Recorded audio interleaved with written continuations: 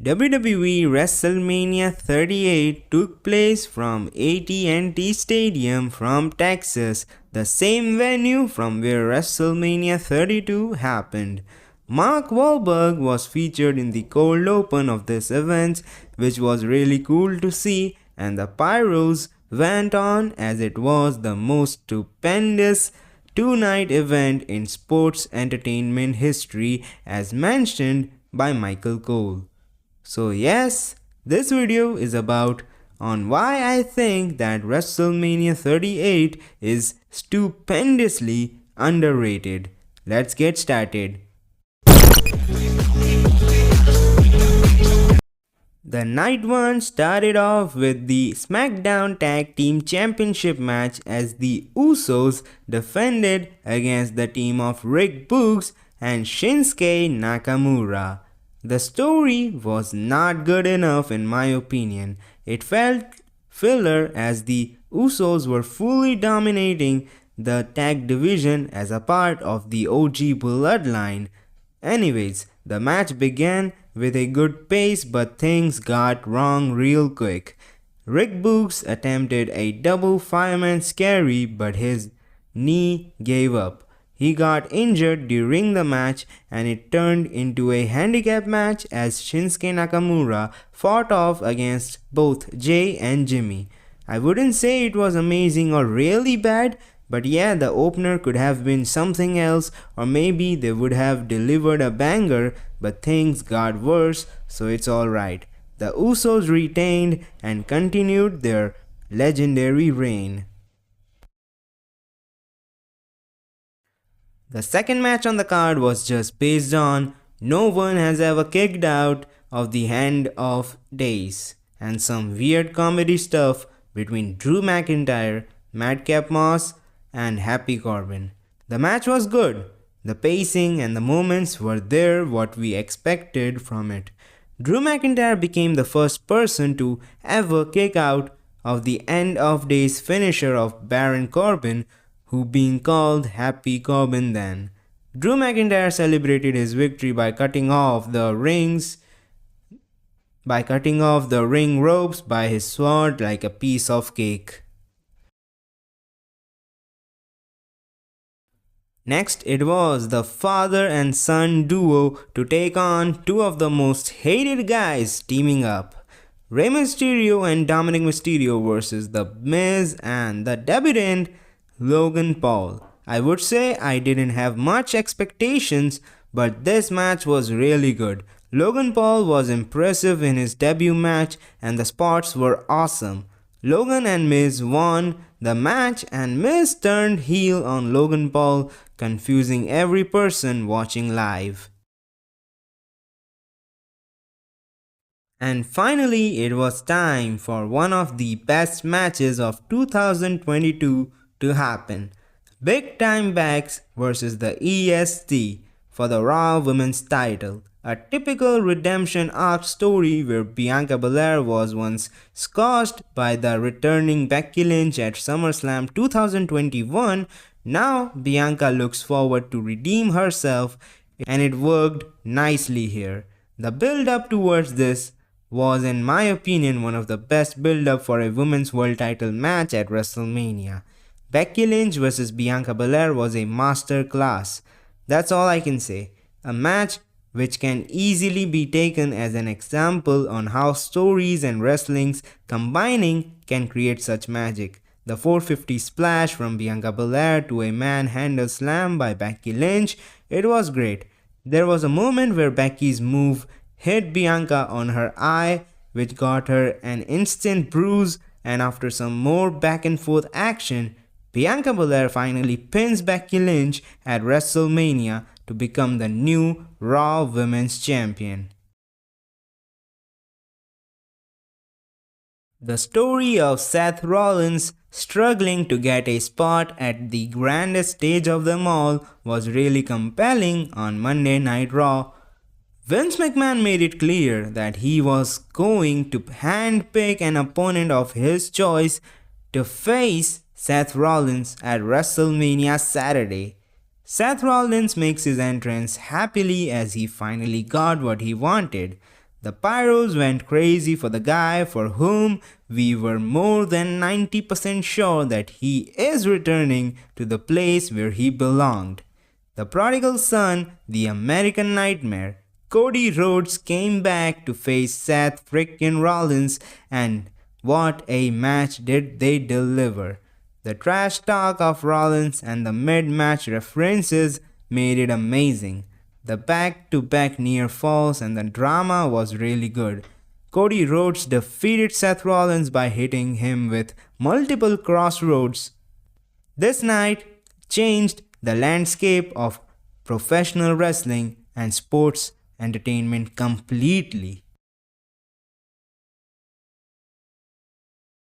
The 2022 Women's Royal Rumble winner Ronda Rousey chose to square off against the SmackDown Women's Champion Charlotte Flair once again, but this time at WrestleMania, as their previous bout at Survivor Series 2018 was great. I had some expectations from this going into the match. In my opinion, their I Quit match at Backlash was a much better showcase than this, but still this was a decent match with a surprising finish, at least for me. With a big boot on Ronda Rousey, Charlotte Flair retained her title.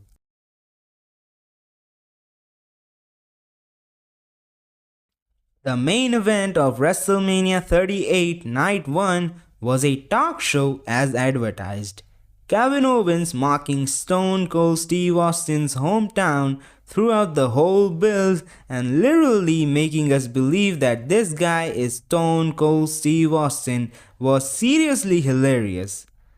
Kevin Owens yet again mocks the fans and Stone Cold shows up with a huge pop. A great promo war between these two happened and the advertised talk show main event turned into a no-holds-barred main event match.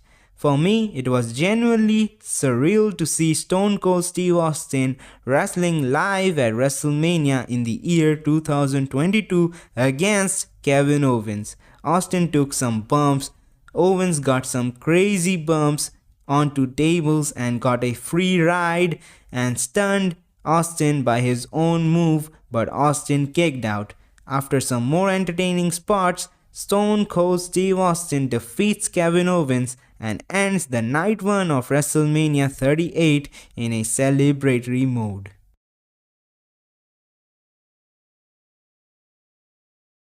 Night 2 WWE WrestleMania 38 Sunday began with a cold open of Mark Wahlberg hyping up the show. Just after that, the Game, the King of Kings, one of the greatest to ever do it, Triple H makes his way to the ring to welcome the WWE Universe on the show of shows with a sad news that he is retiring as he is stepping down from being an active wrestler. It was a bittersweet moment and the thank you H chants were good to hear. Thank you Triple H. The first match on this night was a triple threat Raw Tag Team Championship match featuring the defending champions Randy Orton and Matt Riddle, RK Bro versus the Street Profits versus Alpha Academy. Now this was a fantastic way to start the second night of WrestleMania. Awesome pacing, moments, everything was great about this match. I really enjoyed it a lot. RK Bro retains the Raw Tag Team Championship, and then we get to see a small action between Chad Gable and Gable Steveson which led to nothing. Following a stupendous start, we got to see a clash of power between Bobby Lashley and Omos, with MVP on his side, because the story was that MVP, after Lashley lost the WWE title and got injured, betrayed Lashley to join Omos. Lashley returned on the Raw before Mania and the match got official. It was a decent match. I wouldn't say that it was a bad match because I think it was a okay match, being a typical finisher fest type of a match. Bobby Lashley pinned Omos and stood tall at WrestleMania. A fun no-holds-barred match termed as Anything Goes was up for grabs. Sami Zayn taking on Johnny Knoxville in what we thought could be a typical celebrity match, but they proved, at least me, wrong. It was a comedic match with highly entertaining spots. It also made audience know that how great Sami Zayn can be in any role. Might be the show stealer as well on the whole card. Johnny Knoxville won against Sami Zayn in an enjoyable battle. Next, it was a fatal 4-way Women's Tag Team Championship match. The champions Carmella and Zelina Vega facing the team of Rhea Ripley and Liv Morgan, facing Natalya and Shayna Baszler, and finally the team of Sasha Banks and Naomi. It was a decent showcase of all the women involved, and the conclusion was the crowning moment of the new champions Naomi and Sasha Banks. It was time for an interesting match, a dream match for many. The phenomenal one AJ Styles versus the rated R superstar with a different attitude, Edge. I know everyone had high expectations with this match, but I am going to be honest. In my opinion, this wasn't a bad match. To be fair, I would say it was a good match with close falls and a future setup of a dominating faction. Damien Priest before WrestleMania said that he will do something huge at WrestleMania 38, which he actually did by interfering in this match and aligning himself with Edge to form a new stable known as the Judgment Day. Edge pinned AJ Styles and the story continued. Next, it was a match which made no impact whatsoever. A squash tag team match between the New Day's Kofi Kingston and Xavier Woods facing a newly formed faction of Sheamus and Ridge Holland with Butch, named the Brawling Brutes. The match started and ended in a blink. Sheamus and Ridge Holland won and we casually moved on to the next thing. WWE Hall of Fame 2022 headliner was none other than The Undertaker. The dead man made his iconic entrance at the grandest stage of them all before Pat McAfee's WrestleMania debut match against Mr. McMahon guy Austin Theory. McAfee showcased some impressive moves against Theory, which made the match even more entertaining. At the end, with a roll-up, Pat McAfee defeated Austin Theory, which made Vince McMahon furious as he challenged Pat in an impromptu match which was made official by the boss at the time. Vince McMahon won his last wrestling match at a WrestleMania against a non-wrestler. I got to say, Mr. McMahon got some great sixth sense as he sensed the appearance by a certain Austin when Theory's theme music played. After those moments, Stone Cold Steve Austin appeared, receiving one of the biggest pops on the night to stun everybody, and I mean everybody. Well, he tried to stun Mr. McMahon and somehow did it.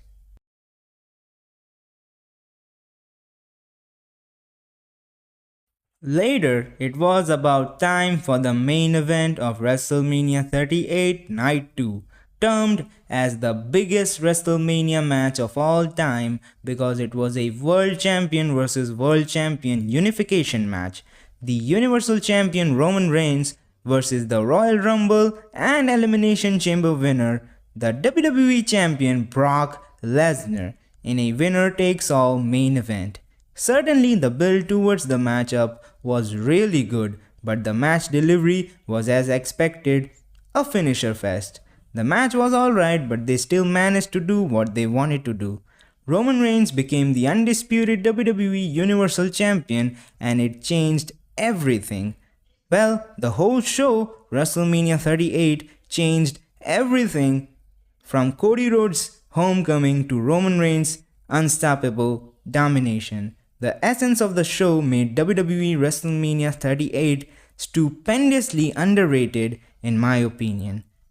Thank you so much for watching. Let me know your thoughts in the comment section down below. Hit the like button, hit subscribe and share with your friends, and stay tuned for more videos only on Wrestle MeersChief.